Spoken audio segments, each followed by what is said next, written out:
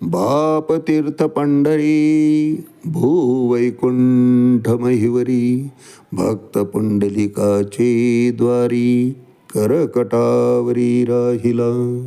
काशी अयोध्या कांची अवंती मथुरा माया गोमती ऐशी तीर्थे इत्यादिके आहाती परी सरे न पवती पंढरीये.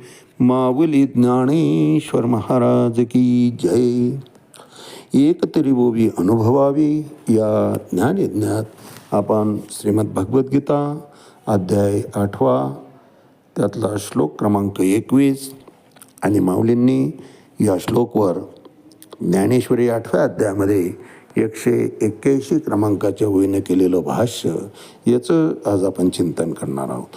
अव्यक्तो अक्षर इति उक्तस्तमाहो पंडित परमां गतिम यम प्राप्येन निवर्तन्ते तद्धाम परमं मम. अर्थात भगवंताचं रूप हे कसं आहे, दैदिप्यमान आहे महाराज. तसं त्याचं धामही तितकंच शाश्वत आहे. भगवंताचा वर्ण मेघवर्ण आहे. डोळे कमळासारखे आहेत. रूप पाहता लोचने सुख झाले ओ साजनी, असं ज्याचं वर्णन केलं जातं त्याचं धामही तितकंच सुंदर असेल ना महाराज.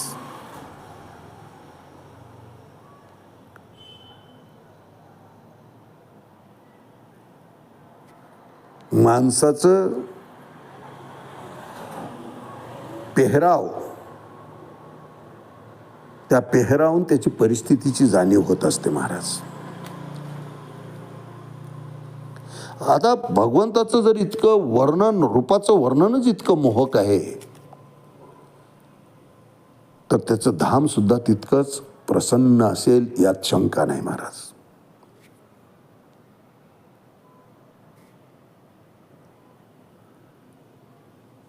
भगवंत स्वतःच सांगतात की यम प्राप्येन निवर्तन्ते तद्धाम परमं मम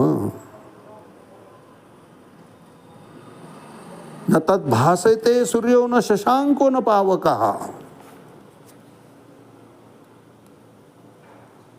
अग्नी प्रज्वलित, त्याला अग्निप्रकाश देऊ शकत नाही.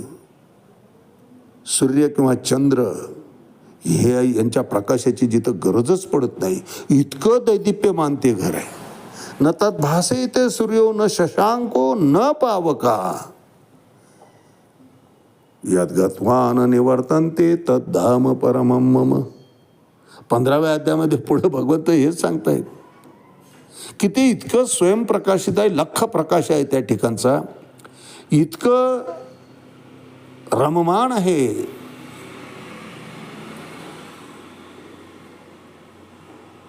की त्या ठिकाणी निरीच्छ होऊन आलेला जीवात्मा आता असतो, तो मुळातच तो निरीच्छ होऊन आलेला असतो.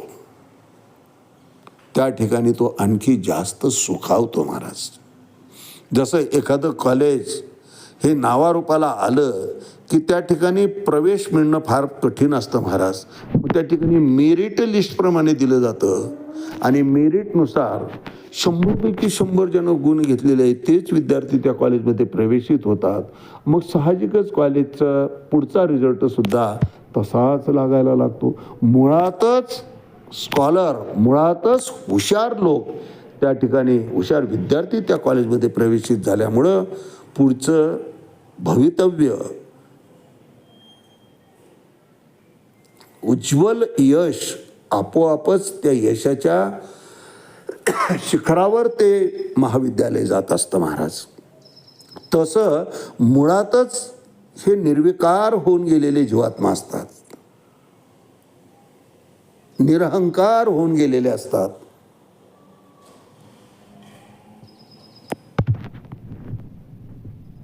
निर्गुण अवस्थेतले असतात. या मृत्यूलोकीच खरं तर ब्रह्मतत्वाशी एकरूप होऊन गेलेले असतात.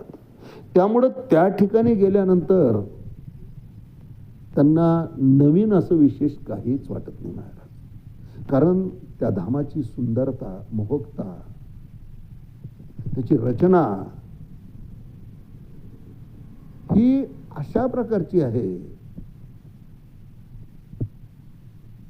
की नाही तुटी कदा कासयाची, कशाचीच तिथं कमतरता नाही महाराज. मुळात अपेक्षाच कुणाला नाही आहे, त्यामुळे उपलब्धतेचा उपयोग सुद्धा नाही. जिथं कल्पतरू, चिंतामणी, कामधेनू हेच बिना कामाचे झालेले आहेत, अशा धामाच्या प्रती जेव्हा जीवात्मा जातो त्यावेळेस त्याला पुन्हा या मृत्यूलोकी येण्याची आवश्यकता पडत नाही. हां, स्वर्गात गेल्यानंतर जसे स्वर्गीचे भोग भोगतो जीवात्मा, ते भोग भोगल्यामुळं पुण्य खर्ची पडतं आणि त्यामुळे क्षिणे पुण्य मरते लोकम विशंती. पुण्याचा क्षय झाल्यामुळं त्या जीवात्म्याला या मृत्यूलोकी पुन्हा परत यावं लागतं.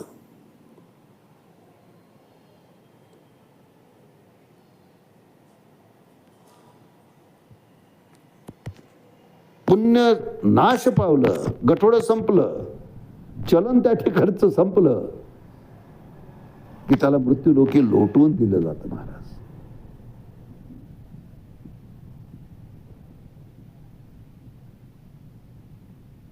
परंतु भगवंताचं धाम हे असं नाही, त्या ठिकाणी भोगच नाही महाराज.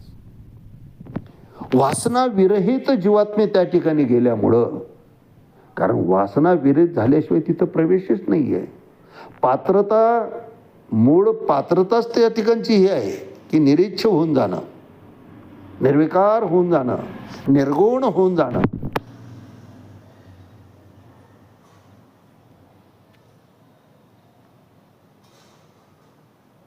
संपूर्ण आशा, आशेची बिबुडी करी आधी.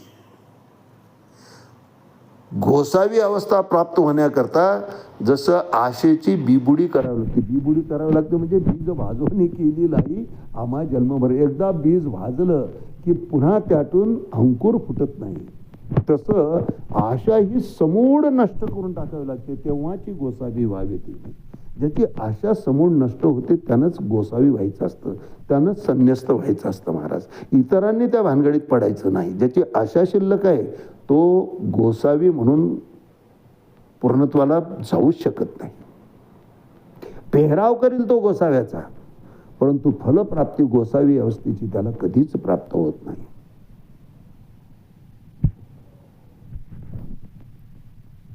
कारण भगवे जरी श्वान सहज वेच त्याचा, तेथे अनुभवाचा काय पंथ. ज्यांना आशा सोडलीच नाही, निरीक्ष झालाच नाही, त्याला मुक्तानंद कसा प्राप्त होईल महाराज. मोक्षाची प्राप्ती त्याला कधीच होऊ शकत नाही. मोक्षधामाची, भगवंत धामाची प्राप्ती पाहिजे असेल तर निस्वार्थ व्हावं लागतं, स्वतः करता जगायचं सोडावं लागतं महाराज. दुसऱ्याच्या उपयोगी पडावं लागतं.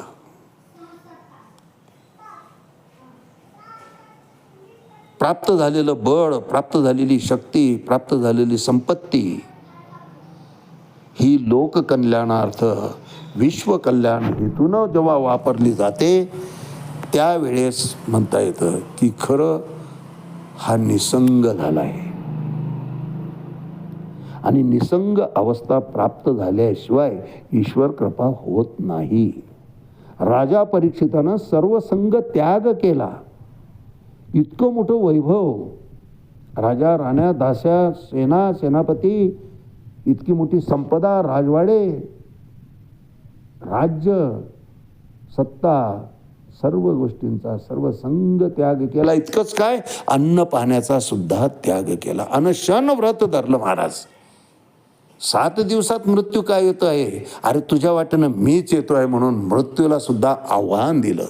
आणि जेव्हा मृत्यूला आम्ही आव्हान देतो, निसंग होतो, त्यावेळेस ईश्वराला कृपा करावी लागते. शुक मुनींना मोक्ष प्रदान करण्याकरता भगवंताला नियुक्त करावं लागलं. शुक मुनी स्वतःहून आले, राजा परीक्षिताला मोक्षाचा मार्ग सांगितला.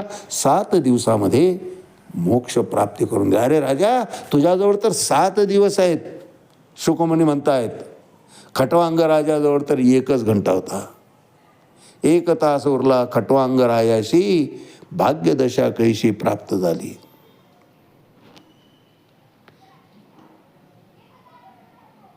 खटवांग राजा सहज विचारायला गेला